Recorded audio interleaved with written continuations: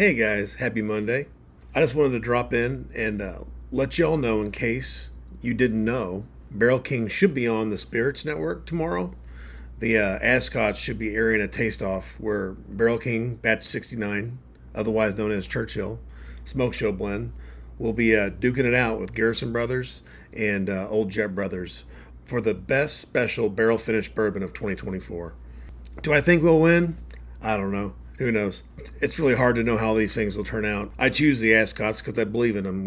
It's the one we kind of went for broke on when we first got into this. We threw our first four batches in, uh, got a medal in all of them, golds, platinums, and double platinums. And then last year we put in four, and all four double platinumed. This year we went extended a little further out, and it did six. Got five double platinums, one platinum. The 69 we kind of did it last minute. We had other plans. But the reason I didn't do 69 in the beginning, batch 69 Churchill, because I didn't want to cherry pick. If a distillery is smart, they're going to choose their best barrels, their best batches, best blends to go in to any competition. And that's easy to do, right? Pick your best batches of the year, send them in. So I didn't want to cherry pick. I wanted to kind of say, do a January, February, March releases and be like, this is who we are. This isn't just a cherry pick of the last 12 months. This is what we've done the last 3 months. But then last minute, the team talked me out of sending in a rye. In place of that, I decided to put in 69, and we did put in batch 50 as well, which is a sib. The single barrel is really just show the craft of the distiller who made them. There's not a whole lot of craft on our end on a single barrel, except for just, I think anybody can pick a good single barrel for the most part. And I'm not as excited about single barrels as I am about the blends, obviously. If I was a distiller making my own juice, of course I'd be excited about that. But I'm not that excited about it, even though, we got a lot of awards for single barrels, and I'm not bitching about it. We didn't want to cherry pick. Last minute I said, this batch 69, of course when you send in submissions into these competitions, you're hoping you win whiskey of the year. Probably not going to happen. We all, there only going to be one. So, but I did feel like 69, if there was one batch, that would be the one, because I think it was perfectly done, in my opinion.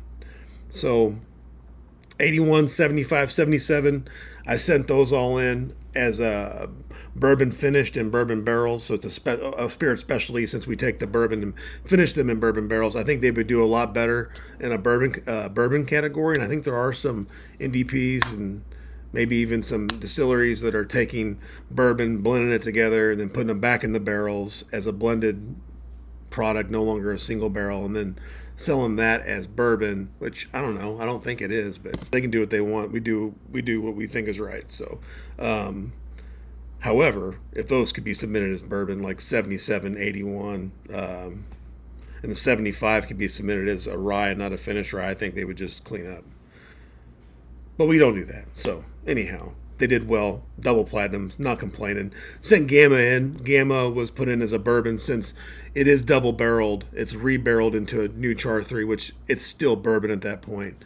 I think it's probably taking advantage of a loophole where the TTB doesn't want to know every time there's a leak in a barrel. So you can take it out, put it in a new Char barrel, you still have bourbon. But people, I believe producers take those, like us, we take those, rebarrel it sometimes. A portion of Game was rebarreled and then blended back in. And that's how it got that sweet confectionery, almost like birthday cake, in my opinion.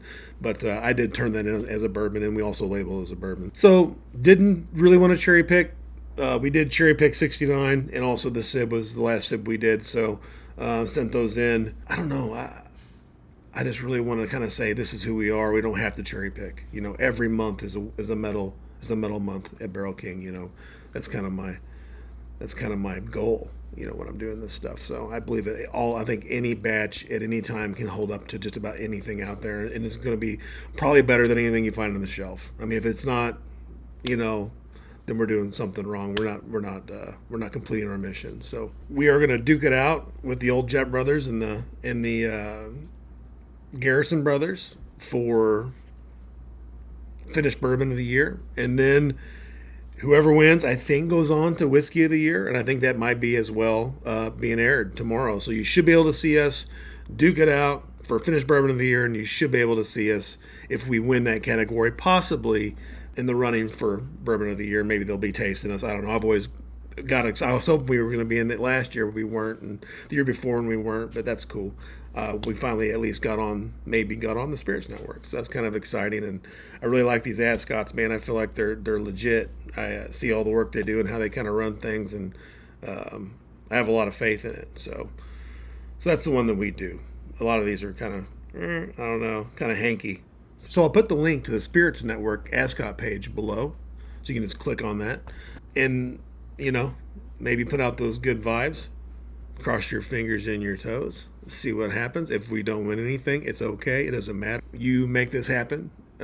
We've already won because you're here taking this journey with us. Love you guys so much, and thank you for all your support. Talk soon, guys.